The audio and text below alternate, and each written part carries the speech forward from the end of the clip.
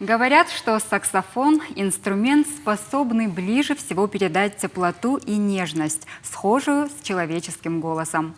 Этот завораживающий инструмент был назван в честь бельгийского мастера Адольфа Сакса. С самого начала своего появления саксофон своим необыкновенно красивым тембром и большим потенциалом выразительных и технических возможностей всегда привлекал к себе особое внимание музыкантов. С первых нот он влюбил в себя и нашего гостя, талантливого музыканта, одного из лучших саксофонистов республики, композитора и дирижера, народного артиста республики Олега Диамбекова. Олег, это правда, что вы практически играете на всех оркестровых инструментах? Ну, не на всех, это громко сказано, но на многих достаточно. На всех невозможно играть. Олег, во всем мире признано, что музыкальное воспитание нужно начинать в дошкольном возрасте. Когда началось ваше музыкальное образование? Ну вот именно тогда и началось, в дошкольном возрасте. В 5 лет меня мама отвела в музыкальную школу, как тогда помню, на класс скрипки. С этого началось мое музыкальное образование. Ну потом, через определенное время я понял, что это не мой инструмент. Я стал заниматься на фортепиано, закончил музыкальную школу имени Чайковского по классу фортепиано и поступил в училище искусств, тогда еще называлось. Вот, и закончил его по классу кларнета тогда. Но там же возник и инструмент саксофон рядом с ним. И я считаю, да, чем раньше начинает ребенок заниматься, и неважно, чем это музыка, спорт, там, наука, чем раньше ребенок приобщается к этому делу, тем больше, наверное, и толку будет в дальнейшем. Расскажите нам немного о вашей интересной студенческой жизни. Ну, студенческая жизнь была такая, как и у всех, наверное, веселая, беззаботная.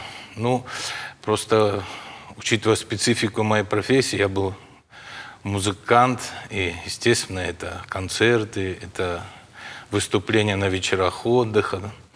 Мы были достаточно популярны среди своих ровесников в свое время. То есть было весело, скажем так. Каждый из нас хотя бы раз в жизни встречает мудрого наставника, который подскажет, поддержит, направит. У вас был такой наставник?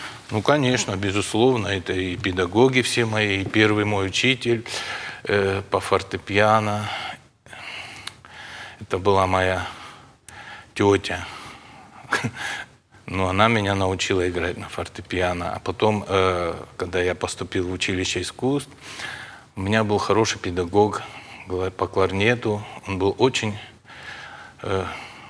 хороший музыкант. Ну, он и сейчас здравствуй, дай Бог ему здоровья.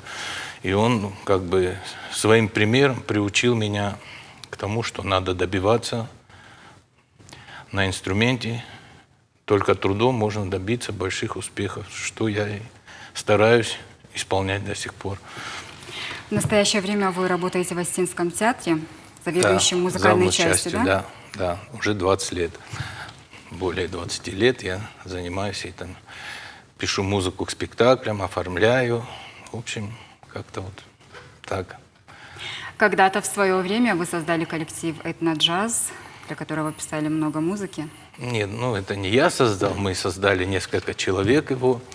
И на тот момент это было интересно. Мы работали на пересечении разных стилей. Это и народная музыка, это и джаз, и рок, и все, что можно. Поэтому так и называлось этноджаз. То есть сюда включалось этническое направление, и восточное, и западные, и северные народы. То есть все, там такой был намес интересный. То есть в свое время было интересно это. К сожалению, сейчас уже этой группы нет. Вы пишете в самых разных стилях, жанрах, направлениях. А свое самое первое авторское произведение помните?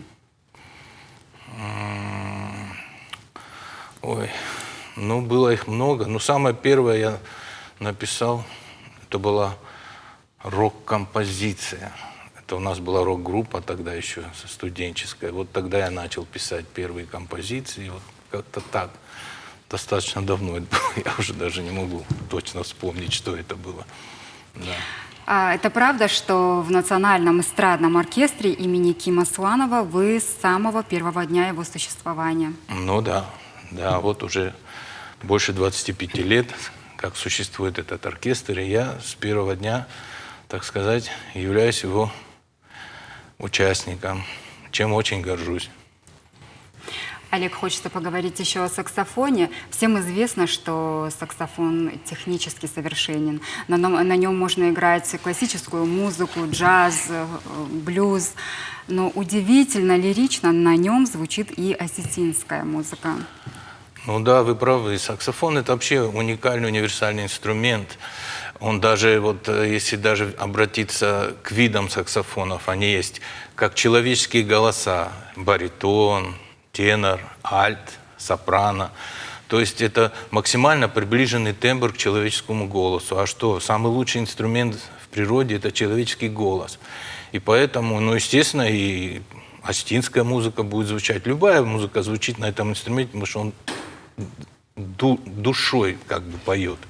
И поэтому я тоже экспериментирую в этом направлении. Ну, мне это интересно. Олег, пусть сбудутся все ваши намеченные планы, чтобы у вас всегда было вдохновение и желание творить. И, конечно, ждем сегодня музыкальное произведение. Какое оно? Я исполню произведение. Это обработка мелодии Феликса Алборова, которому, кстати, недавно мы отмечали юбилейную дату. И это один из основоположников, я считаю, нашей осетинской эстрады, прекрасный композитор. И я исполню обработку его мелодии лириком для саксофона. Просим тогда на сцену, Олег.